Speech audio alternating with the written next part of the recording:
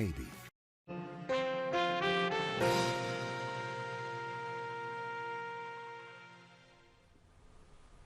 Good evening and welcome to Chicago Tonight. I'm Brandis Friedman. And I'm Paris Schutz. On the show tonight, it just speaks to a process that is impenetrable. Illinois lawmakers are in the process of drawing new political maps, and there's a lot of frustration with how it's going. We're asking for some basic safeguards and some reassurances that we're not pouring gasoline onto a fire. The latest on negotiations between CPS and the Chicago Teachers Union over the return of in-person learning at high schools. How city and state universities plan to handle coronavirus vaccinations in the fall. 1 year after the demolition of a smokestack in Little Village, we check in with a local environmental group. Could the Chicago Tribune become a nonprofit? That and other business news from Cranes. Confusion over getting vaccinated for some Muslims as the Islamic holy month of Ramadan begins today. This week, a look at how community outreach is aiding the vaccine effort.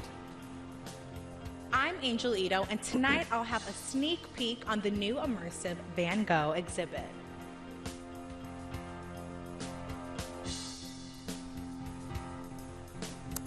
And we will look forward to that piece coming up in just a bit. But first, to some of today's top stories. All Illinoisans over 16 years old can now officially get the vaccine. This is the first day of expanded eligibility throughout the state, although City of Chicago sites will not be open to all adults until next Monday. Still, Governor J.B. Pritzker has urged all Chicagoans to utilize state-run sites outside the city if they don't want to wait that extra week. And state public health officials report more than 2,400 new cases of the coronavirus in the last 24 hours, with 18 additional deaths. That makes for a statewide total of 1.282 million cases and 21,523 deaths since the pandemic began. The 7-day test positivity rate is 4.9%, and the state reports 22% of Illinois' population is now fully vaccinated. Cook County health officials mark today as a day of remembrance for COVID-19 victims. Circuit Court Clerk Iris Martinez and County Board President Tony Preckwinkle led a wreath-laying ceremony at Daly Plaza in the Loop. Illinois Unidos organization also hosted this event. The officials held a moment of silence for the more than 560,000 COVID-19 victims across the country and their families. This day of remembrance, a national moment of silence, is to inform our community we have not forgotten them and those that we lost to COVID-19. Police officials in suburban Minneapolis are blaming an accidental discharge in the police-involved fatal shooting of a young African-American man during a traffic stop. The shooting happened Sunday in the city of Brooklyn Center, just outside the Twin Cities and not far from where the trial of Derek Chauvin is being held. 20-year-old Duante Wright was shot and eventually died during the altercation when, according to Brooklyn Center's police chief, the officer accidentally discharged the gun when meaning to pull a taser. It is my belief that the officer had the intention to deploy their taser, but instead shot Mr. Wright with a single bullet. This appears to me, from what I viewed and the officer's reaction and distress immediately after, that this was an accidental discharge. The incident has caused widespread protest and civil unrest and has led to the cancellation of all Minnesota pro sports events tonight. It's that event that happens once every 10 years, redistricting. How it's done is always somewhat inconspicuous, and this time there are added complications. Amanda Vinicky joins us now. Amanda, what are these added complications? Well, Paris, first, let's get back to the census. It's something that we did a lot of reporting on this past year because you had Illinois state government, also a lot of community groups putting forth effort, energy, and money into making sure that turnout was as high as possible. Reasons that matters. Well, number one, apportionment. The number of seats that we have in Congress in Illinois is set to lose one. And then also related to that, redistricting. Now, just what is that? Common Cause Illinois' Jay Young describes it this way. Really, this is where what we are doing right now will set the tone for the next decade in Illinois, figuring out who represents your interests and how you're really defining what your community really is. What he means by what we're doing now is literally drawing the maps, the boundaries that decide legislative districts. The state legislature draws those boundaries for the state's congressional districts as well as for their own, for the state, House, and Senate. Now, there are other maps that have to be redrawn to determine county and municipal seats, but that is a different process. Now, politicians currently in power, however, they are the ones that get to draw this new set of maps. And in Illinois, Democrats have total control to Republicans' dismay. We've seen that happen. We've seen that happen with supermajorities in the General Assembly. We've seen that happen in Congress, where they sliced and diced up districts as well. And we've got fewer Republican congressmen than we had a decade ago and 2 decades ago. And that's all because of the fact that they use political data to slice and dice these districts for political gain.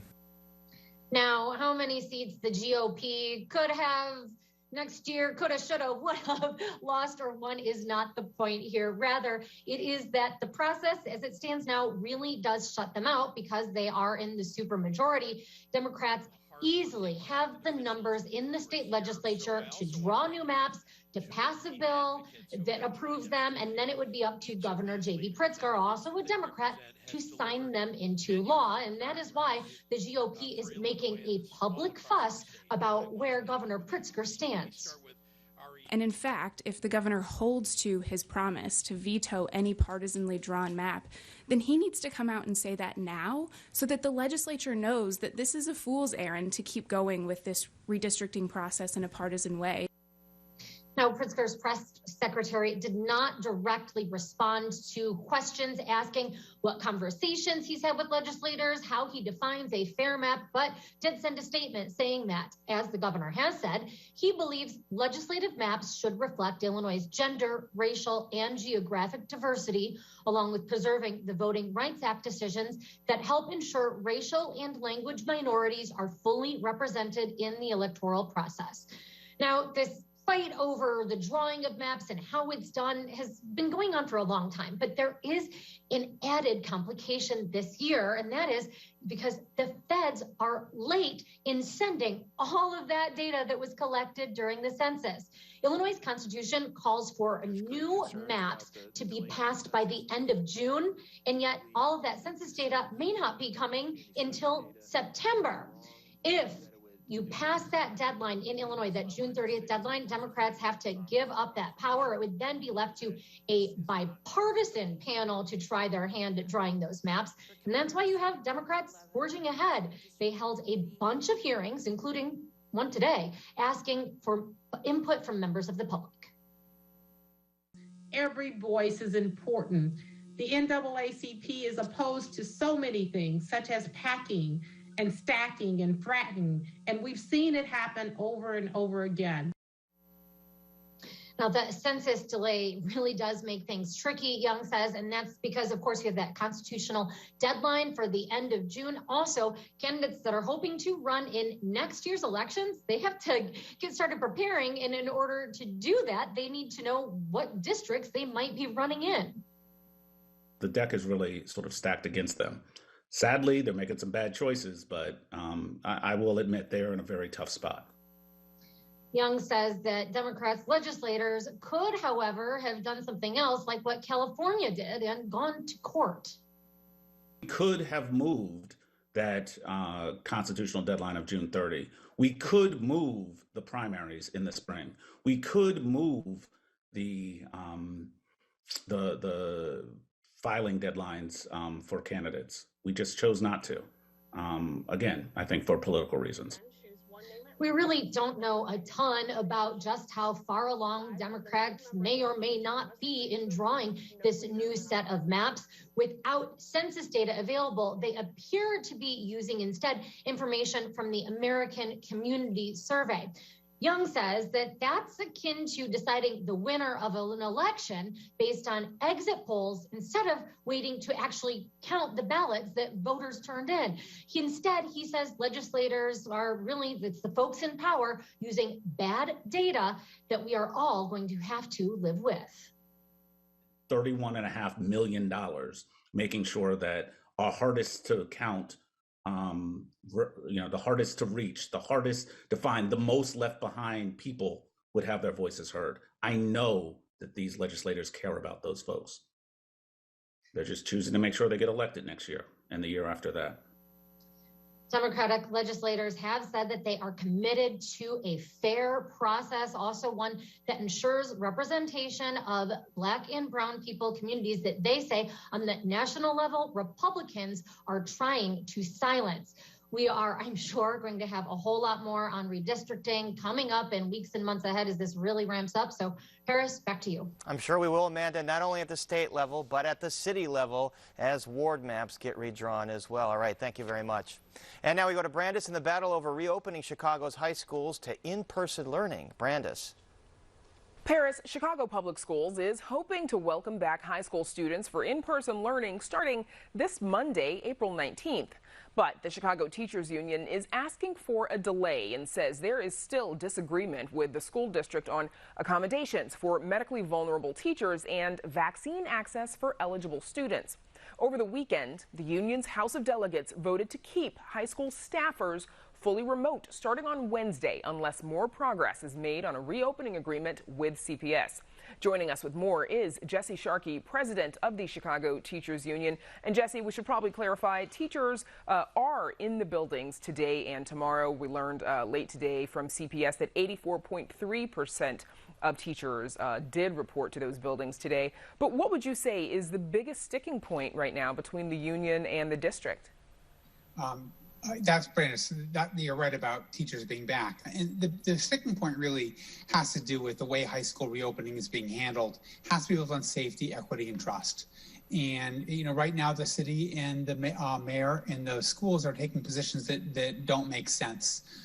You've got there's a new surge. The demographic that's driving that increase in transmission are precisely the group of people who they're talking about bringing back into high schools. It's young people. So in order to address that, there's a series of policies that we need to see happening, dealing with the way high school schedules work, dealing with a vaccination program for students, dealing with the ability for teachers who don't need to be in school to work remotely. Those are things that, to avoid a congregate setting, those are things that we think we need to have in order to make this plan make sense. And Jesse, the Chicago Department of Public Health, though, have said that the community, the people where they are seeing that increase is actually 18 to 29-year-olds, not necessarily those under 18, and that they don't believe that delay that you're seeking should be done. Do you disagree with the city on the fact or on that information that it's 18 and over where they're seeing that increase? That's the way the demographic group is characterized, but I mean, it's young adults. What the research shows us is that young adults don't tend to get as sick and are confident, move around, have a lot of mobility. Although, we have had some tragic cases, like there was an 18-year-old at Simeon, a junior there, who died tragically. But those are the groups that are overconfident, that move around, and then go back and bring COVID back to their families. And we're very worried about that. I think epidemiologists agree about that, especially in light of the variants that are showing up that are both more contagious and more deadly. And we think there's a small number of things that we could be doing to address that. And right now we haven't seen those things being addressed. And so that's what our members are reacting to.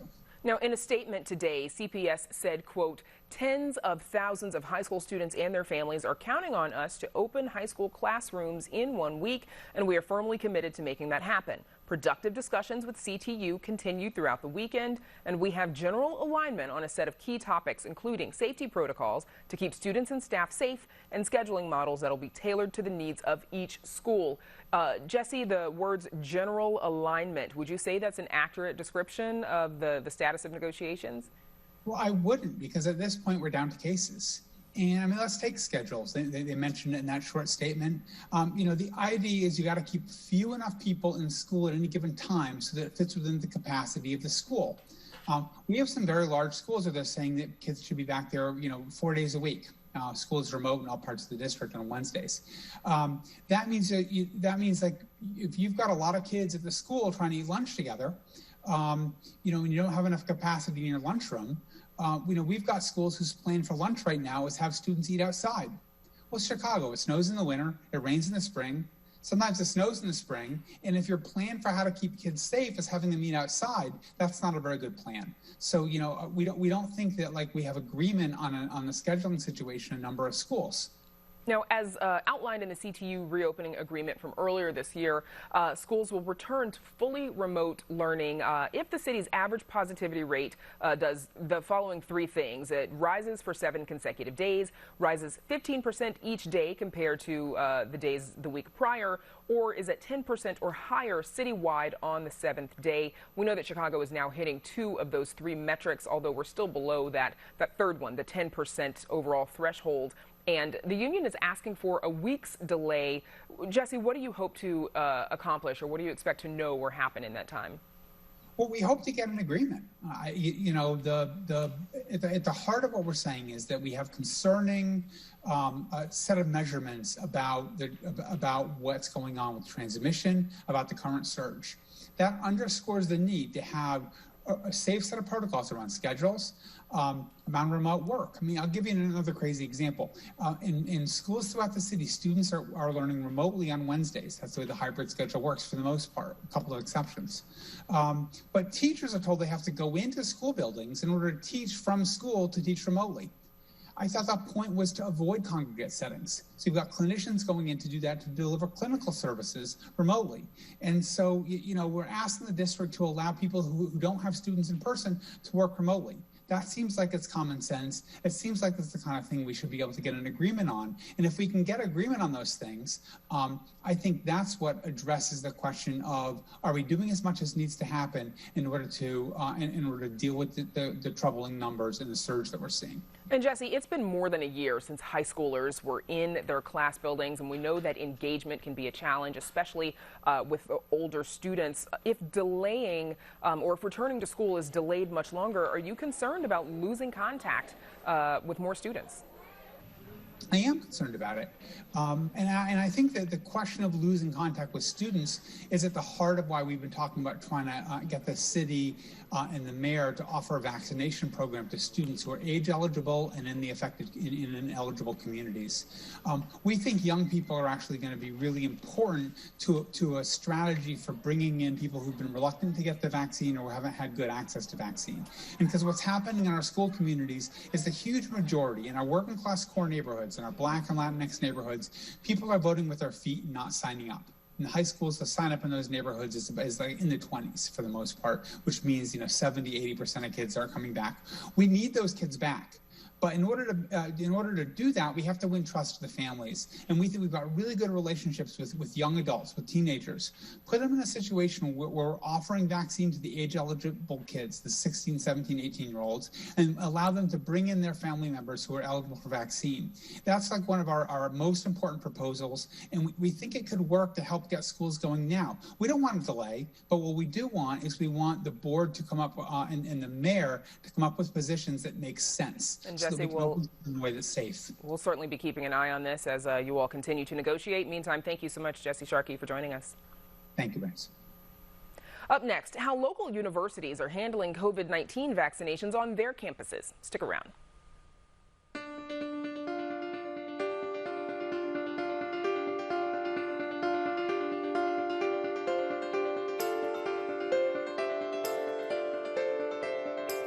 Illinois colleges and universities have begun announcing plans for the fall semester. For some schools, this includes requiring students to be vaccinated against the coronavirus.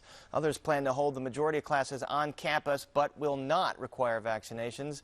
This comes as students wrap up their spring semester and as the University of Chicago grapples with a COVID outbreak on its Hyde Park campus right now, amid rising numbers overall. And joining us to discuss the outlook for 3 area universities are Luke Fagora, Vice President of Operations at Northwestern University, Francisco Gaitan, Associate Provost for Student Success and Retention at Northeastern Illinois University, and Robert Jones, Chancellor of the University of Illinois at Urbana-Champaign.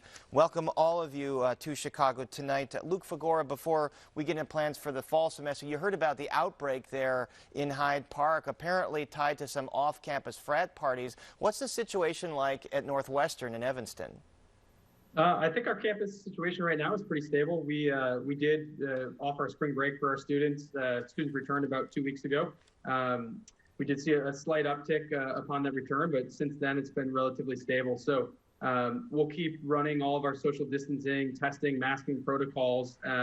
but campus feels like a good balance right now, and a lot of focus on vaccination. And speaking of spring break, Chancellor Jones, UIUC opted to not have a traditional week off for spring break. Instead, it opted for student wellness days. First of all, explain that decision and how it's gone. And I think you're on mute. Chancellor, I think you're on mute there.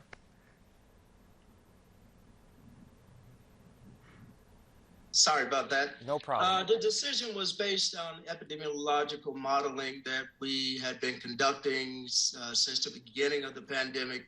It became very concerning to us that the model showed that the more that you allow students to go away from the Alberta-Champaign campus to move around the country, to move around the state, the more likely you were going to have an uptick. And so it was it was a data-driven decision that was done in the best interest of our students. And thus far, since January, up until today, I just looked at the numbers. We have a positivity rate that is less than 0.1, less than a 1/10%. And like yesterday, we only had 5 positive cases. So from our perspective, it was the right thing to do. So very contained there at UIUC, and as I understand, you have about 20 to 30,000 students that are on campus. Francisco Gaitan, NEIU, right in our backyard here. There's a vaccination site there, a public vaccination site. Will NEIU students be able to be vaccinated there? So yeah, we do have a partnership that we have with Heartland Alliance where they're offering vaccinations to people that get services from them. At the moment, we are not providing vaccinations to our students, but we hope that we will eventually partner with them to offer some vaccinations to students and staff, although we don't have plans to mandate any of those vaccinations at this point. Speaking of vaccine mandates, Chancellor Jones, you saw that Notre Dame University and a few other private universities will be mandating proof of vaccination for students coming back to campus next fall. UIUC is a public university. Will UIUC be mandating vaccinations? We don't have the authority as we know it today. We're still studying the issue. And as you mentioned, most of the universities that have made this decision are either private institutions, or in the case of Rutgers, they're able to make it because of state statutes that clearly gives them the authority to decide whether or not their student body will be vaccinated. And because of that, where we are at this juncture is having conversations with IBAG and conversation with the Illinois Public Health Department about what is possible, what is practical, and what is prudent to do as private institutions in the state of Illinois. So we're just continuing dialogue. We haven't made a decision because it's not within our purview to make that kind of decision. And it's not clear at this point where state law falls on that. As you mentioned, New Jersey state law was fairly clear. Luke Fagor, what about Northwestern University, a private institution? Will Northwestern make the decision to mandate a proof of vaccination for students returning to campus? I think, like my colleagues here, we haven't made a final decision on it yet at Northwestern. And I think we feel pretty strongly that to make that decision, we want to feel a little more comfortable that vaccine access is widely available to all of our students. We're not quite there yet. Obviously, they all became eligible today, but we've still had trouble getting wide access to students. So over the next couple of weeks, if we see the state's plan progress, we'll revisit that decision. Francisco Gaitan, as I understand, I mean, all of your institutions here have been some sort of hybrid in-person and remote learning and percentage of students back on campus. What do you think the fall semester is going to look like? Will it be a normal semester with students populating the campus here? So I don't think it's going to be a completely return to normal.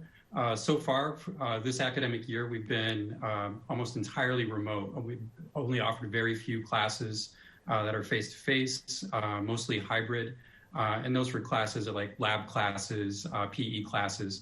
Our plan for the fall is to be face-to-face. We plan to have at least 70% of our courses meeting face-to-face. So we're in the process now of putting together protocols, safety measures to make sure that everyone is safe when we return to campus in the fall. And Chancellor Jones, one of the many things disrupted this year is graduation for students, especially when you have tens of thousands at the UIUC campus. Might be a very difficult thing to pull off. Tell us how you're going to do graduation this year.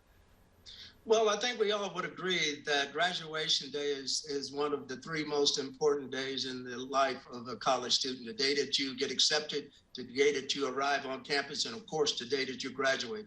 And so what we decided to do, because current guidelines will not allow us to have a massive graduation with 10, 15, 20,000 people in the Memorial Stadium, we're going to do what is called a hybrid graduation, a stage crossing, where we're using all 5 of our theaters within the Cranner Center, asking our students from 2020 and 2021 to register for a 15-minute block to show up at one of these theaters with 1 or 2 of their families or relatives, and cross the stage, accept a diploma, take a picture, so they will have the experience of having their name being called and receiving a diploma, because that is what seems to matter most for our students, and we're happy to be able to provide at least this kind of hybrid experience. So it still will be a memorable day for students, one they'll remember the rest of their lives, perhaps for other reasons than normal. Luke Fagora at Northwestern. Obviously, Northwestern's a very difficult school to get into. It's a very coveted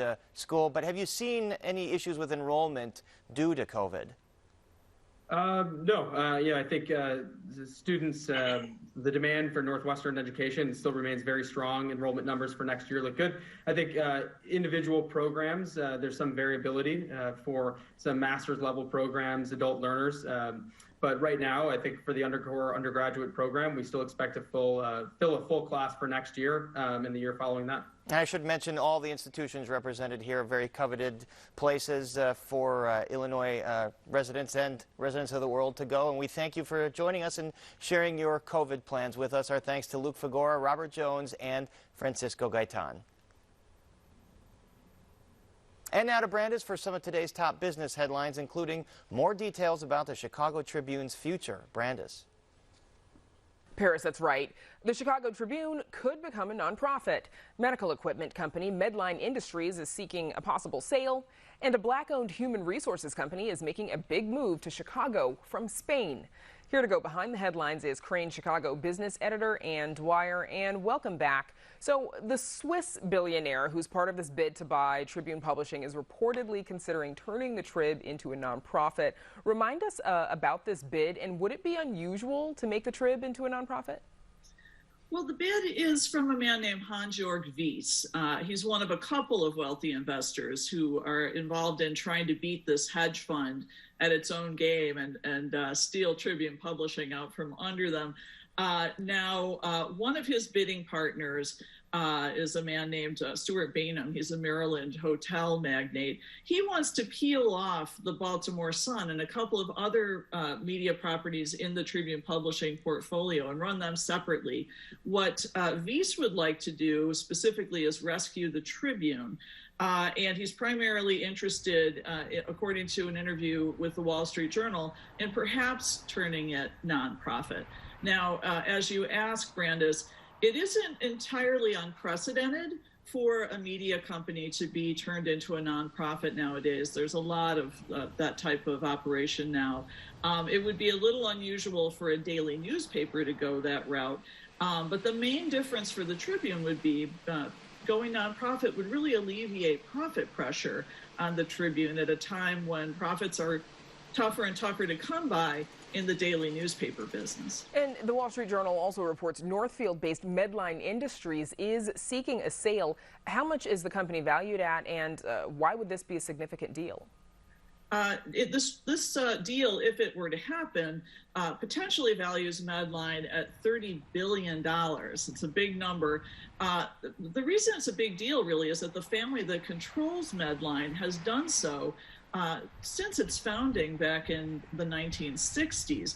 And while Medline is private, it isn't small. They had $17.5 billion in sales last year. They're a very large player in the medical equipment market. So a lot of people are going to be watching to see whether Goldman Sachs, which has been hired by the family to review its options, will recommend either a complete sale, an IPO, or perhaps just selling a minority stake to an outside investor. We'll be watching. And lastly, international human resources company Elements Global Services says that it's moving its headquarters from Barcelona to Spain.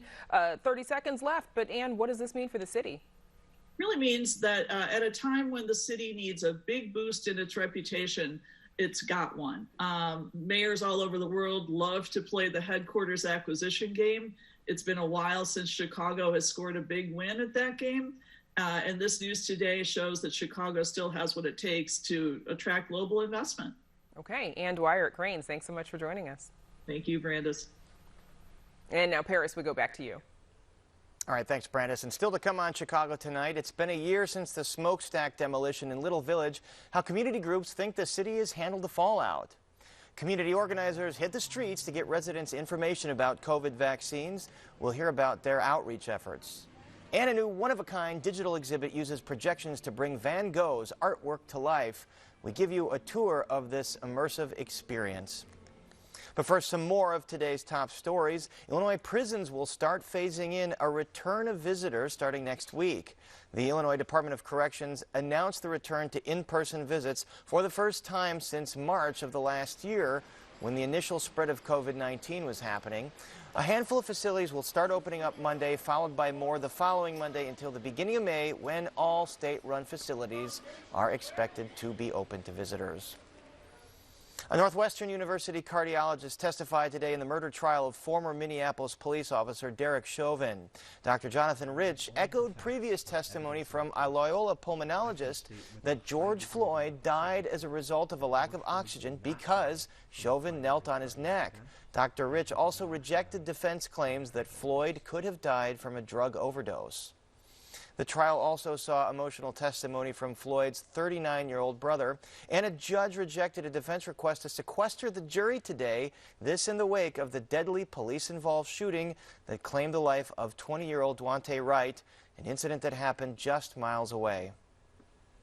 Well, it's been 1 year since the demolition of the smokestack at the former Crawford coal power plant.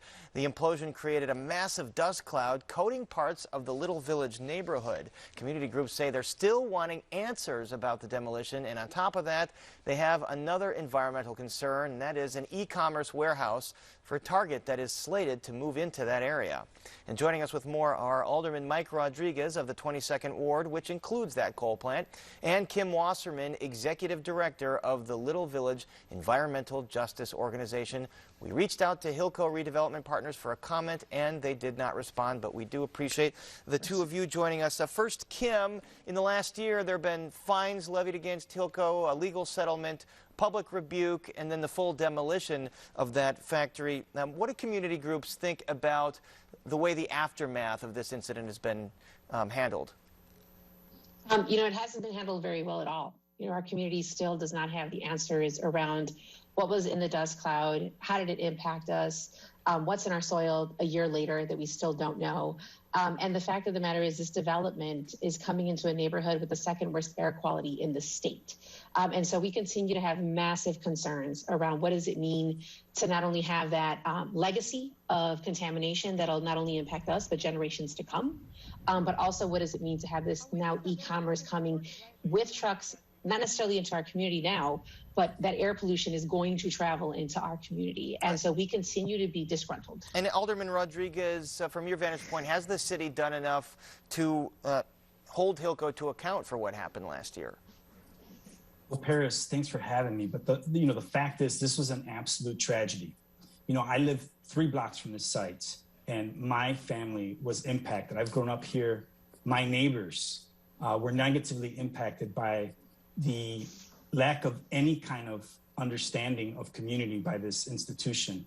And I remember you said at the time, Alderman, that you felt you were misled because you had greenlit the project before it happened, but you felt that you were misled by Hillco. Well, the city approved it. I certainly pushed back when they didn't do what they said they were going to do. They told me they would let the community know. I shouldn't have let them do that.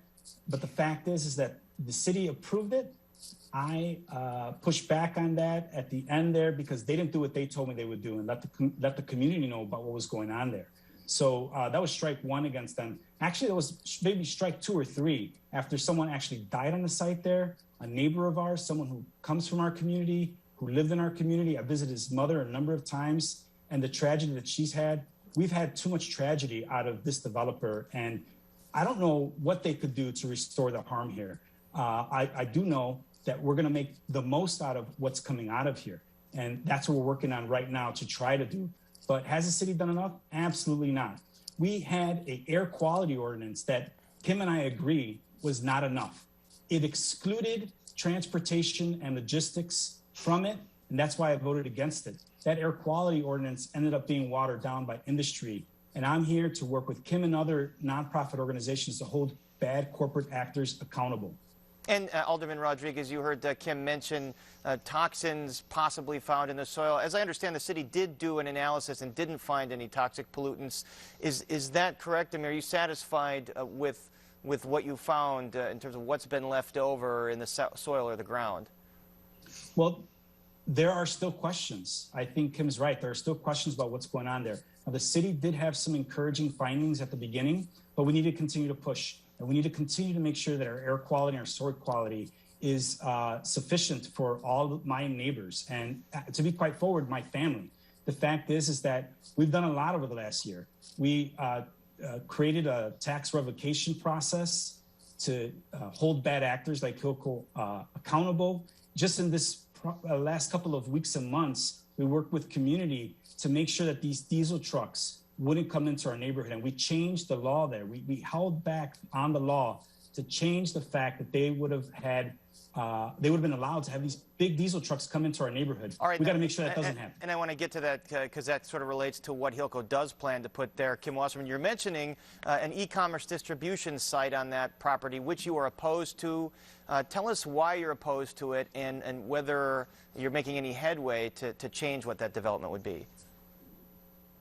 Yeah, no, I mean, I think the reality is that we're seeing continually in Chicago and across the suburbs exploitation of warehouse workers. Currently in Little Village, there are folks fighting against temporary agencies because they're withholding pay from essential workers.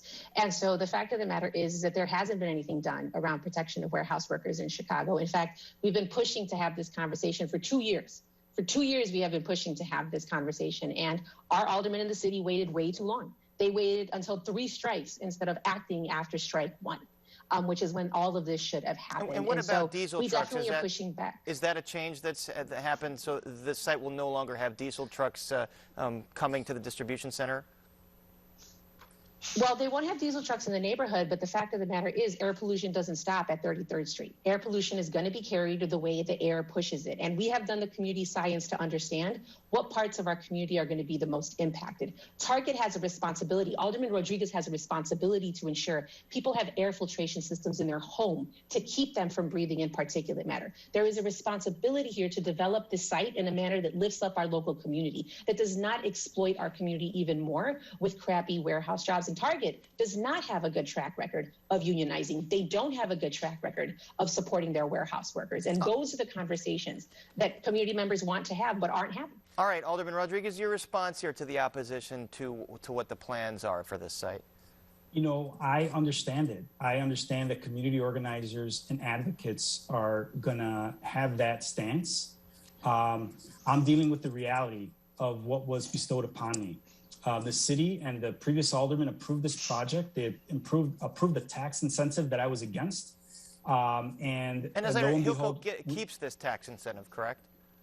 They've passed it on to Target, is my understanding. But I'll tell you what we're doing.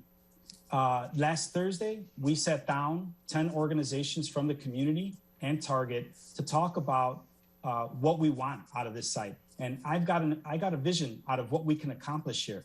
Those last mile fleets need to be electric. There shouldn't be trucks coming through our community that aren't electric.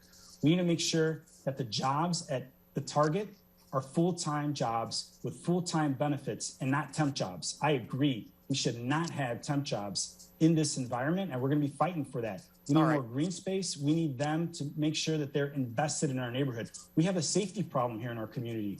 We need invested organizations, not just people who are trying to make a profit out of the back of hardworking people in our community. We'll have to follow how these negotiations go, but for now, our thanks to Alderman Mike Rodriguez and Kim Wasserman. Thanks so much for joining us. Thank you, Paris. Thank you. And now to Brandis with a look at the start of a holy period for Muslims. Brandis. Paris, thank you.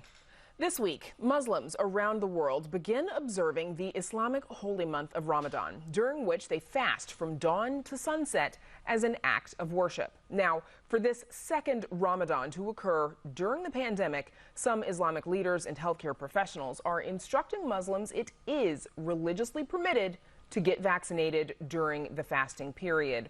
Joining us to discuss Islam's holy month during the pandemic are Dr. Imran Qureshi, an interventional radiologist at Rush Copley Medical Center in Aurora. He's also the past president and current board member of the Islamic Medical Association of North America, and Aliyah Bilal, Deputy Director of the Inner City Muslim Action Network. Thanks to you both for joining us. Aliyah, let's start with you, please. For those who may not be familiar with the Islamic Holy Month, remind us about Ramadan and what it is. Sure. Well, I think you started it off well. Ramadan for Muslims across the world is a month of spiritual devotion. It's a month to kind of wrap yourselves in the remembrance of the divine, the remembrance of the Creator, the remembrance of humanity, and, you know, through many different types of acts of devotion. So many people do that through fasting from before dawn to after, to right after sunset, through extra prayers to extra devotions during the day, extra reading of the Holy Scripture, the Quran, and through giving back to their communities. So it's a time of remembrance and a time of celebration. And Aliyah, this is also the second Ramadan that's taking place during the pandemic. How might this one look different in 2021 than it did a year ago in 2020? Well, I think that there are probably many institutions like ours that had some high hopes a few months ago that we might be able to go back to something that looked a little bit more like a pre-COVID era. But I think that there are probably many more institutions like ours that are deciding to play it a little more safe, and just to make sure that we are emphasizing that people, keep safety at the forefront. And so while we are hosting, smaller, intimate gatherings where we're able to be a little more spaced out this month, I think there are probably going to be a lot more of the virtual events that we have been used to, that we hope will still be able to connect people and engage people in profound ways. And Dr. Qureshi, fasting, as we've discussed, is a crucial component of Ramadan, but some might be worried that getting vaccinated during this time would break the rules. Does it? No, absolutely not. And excellent question. A lot of us had that question a few months ago, and the religious scholars seem to be pretty much unanimous consensus about saying that when you're getting the shot, it's an intramuscular shot. And it's not like you're eating anything or drinking anything or receiving IV medication. It's not considered nutritious. So the consensus opinion is that it's okay to get that shot, which is important because, as we know, some of the vaccines require 2 shots 3 weeks apart, and it will prevent people from delaying the vaccine. They won't say, oh, let's just wait 4 weeks and get it when Ramadan's over. You can get your first shot now and get the second shot in Ramadan and get vaccinated sooner, which is, our goal.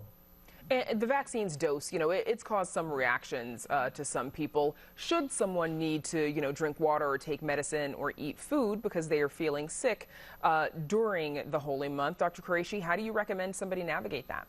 Yeah, absolutely. So the same rules would apply as if someone was conventionally sick or not able to complete their fast. You're always allowed to take medication because the goal is not to make you sick, it's to fast and complete, the fast throughout the day. So if you're feeling sick, we know that sometimes, as you said, that second dose may cause some side effects. If they're not tolerable and you don't think you can comfortably or safely complete the day, it's allowable to take the medication and break that fast, and then you can always make up that fast later. And when you say make up that fast later, you mean fast later on, even if the month is over, just continue it then? Exactly. Like anytime anyone is sick, I suffer from migraines. Every couple of years, I'll have a really bad migraine that I just can't make it to the evening. So you may have to break my fast and take some medication, chalk it up to just one that I need to do, and then when Ramadan's over, we have plenty of time to make up that fast. And Aliyah, presumably, if someone were to become infected with COVID-19, they would have to break fast.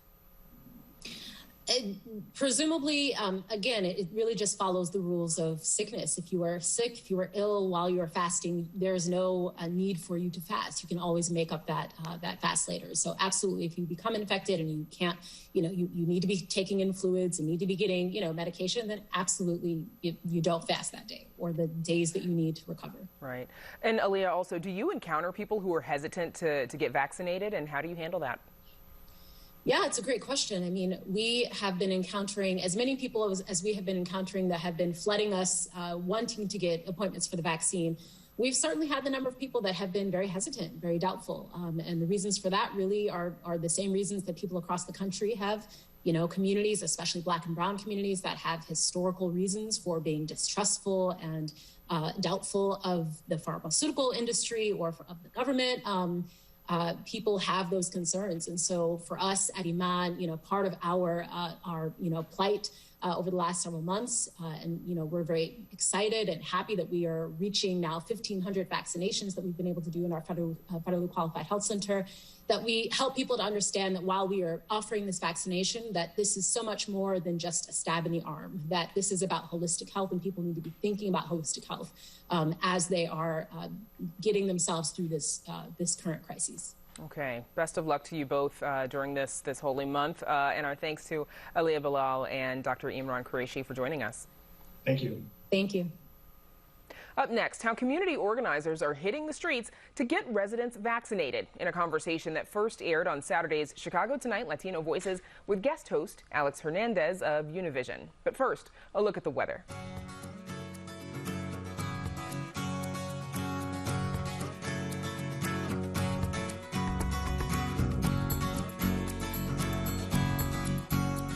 Since the earliest days of COVID-19 vaccine availability, Chicago's Latino and Black communities have fought for vaccine equity. This January, the city responded to that call with the Protect Chicago Plus program, which prioritizes vaccines to the neighborhoods hit hardest by the virus. Now, community organizers are leading the charge to get their residents vaccinated. In neighborhoods like La Villita and Back of the Yards, outreach workers are taking a ground-up approach to registering residents for vaccinations by meeting them in grocery stores and taquerias and through text messages and social media. Joining us to talk about how they're spreading the word about the vaccines are Yadira Sanchez, Senior Manager of Community Health with Enlace Chicago, and Mayra Martinez, a youth leader with Increase the Peace and regional organizer with Journey for Justice Alliance. She's also a Back of the Yards resident. Mayra, I want to start with you. You're a member of the Increase the Peace Youth Asset Ambassador Program. Can you tell us what kind of outreach you've been doing? Yes, so the kind of outreach we've been doing is honestly so amazing. We've been meeting people where they're at, right? We know that there are a lot of residents in Back of the Yards, and specifically the south side of Chicago, who don't have access to the internet, who may not get the information they need to receive their vaccine. So we've been going to grocery stores, walking down, 47th Street in our neighborhoods, walking down certain streets to meet people who may not have those resources and actually communicate with them and give them those needs and even register them to receive the vaccine in their local areas, or even if they're not from around the specific clinic we're at. We're still giving them as much resources that we have in their area codes. What has been your experience, your personal experience? What has that made you feel that you can actually help the community out in this way? Yes, so based on my experiences and the things I've seen so far as being an asset ambassador with Increase the Peace, I've seen the need in my community, and I've seen the need in, specifically Black and Brown neighborhoods who've been hit the hardest by COVID. And I see how some folks don't have access to emails. They don't have an email. They don't have a phone number even to be able to receive the information for their appointment.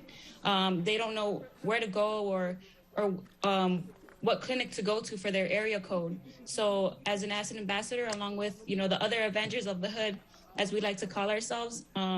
We've been meeting them where they're at. We've been going to the grocery stores. We've been going to, the health clinics where people come to get their vaccine, because we know that people are going to go there also to register.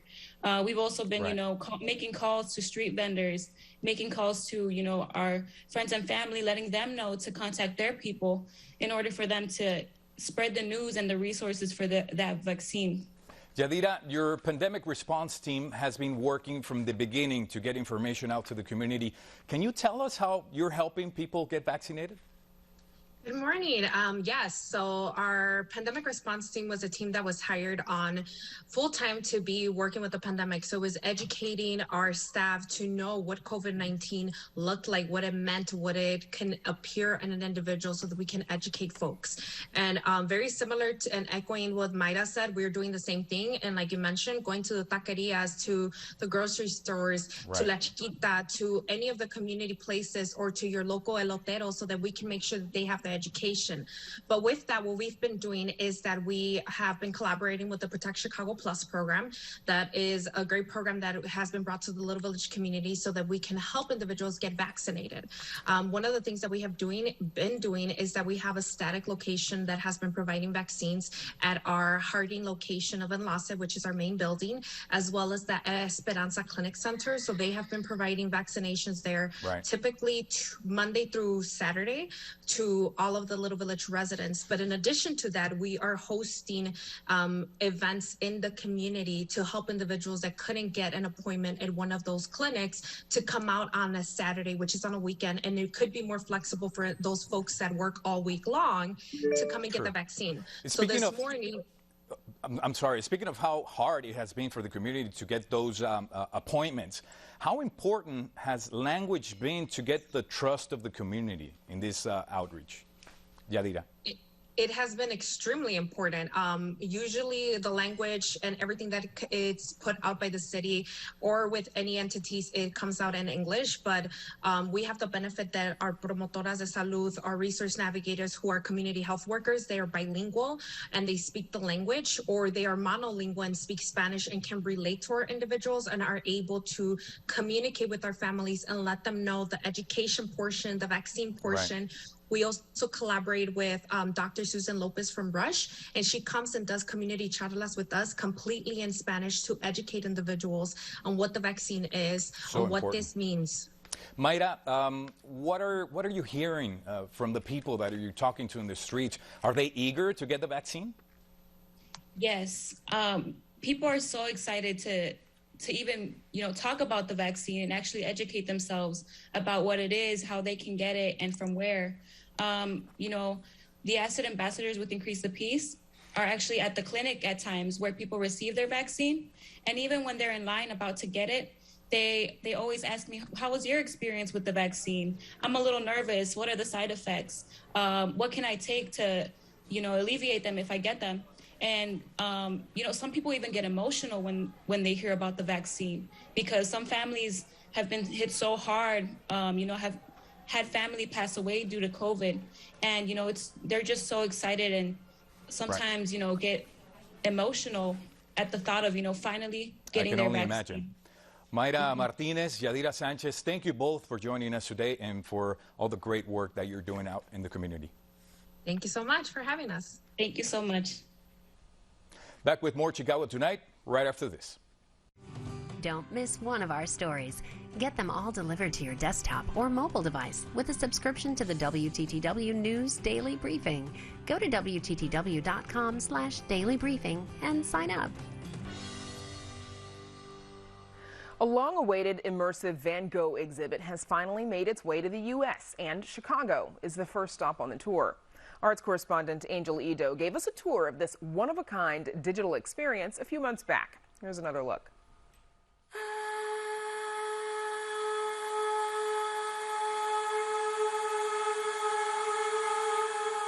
Inside the Germania Club building stands a new exhibit. About 40 feet high and 150 feet long. Now, the immersive experience is literally a feast for the eyes, feeding your appetite with Van Gogh's greatest work. With 90 million pixels projecting onto 500,000 cubic feet throughout the gallery, artistic director Massimiliano Siccardi says the immersive experience reimagines what flashed before Van Gogh's eyes in the final moments prior to his death.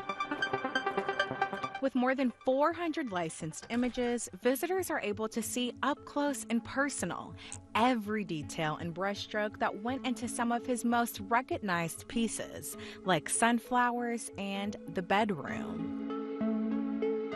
Now, the experiential entertainment is choreographed to a soundtrack created by Luca Longobardi. It features a mix of his original compositions and works from other artists meant to enhance the emotional experience.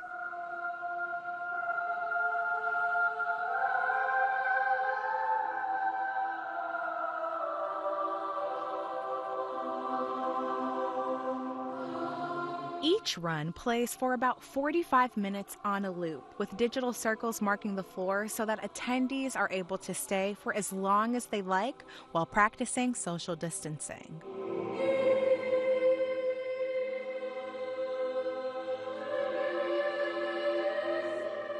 And while this one-of-a-kind experience gives visitors an in-depth look at Van Gogh's work, Siccardi says he hopes it inspires people to visit more museums and appreciate art in its original form.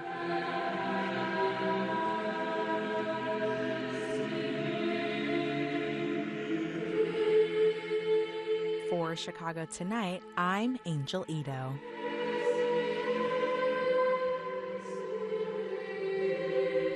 The new Immersive Van Gogh exhibit is open to visitors at the Germania Club building in Old Town through the end of November. And that's our show for this Monday night. It's quite an exhibit. I visited a few weeks ago. It's highly recommended. And please join us tomorrow night live at 7. And it's on my list of things to do. Now for all of us here at Chicago Tonight, I'm Brandis Friedman. And I'm Paris Schutz. Thank you for watching. Stay healthy and safe. Have a great night.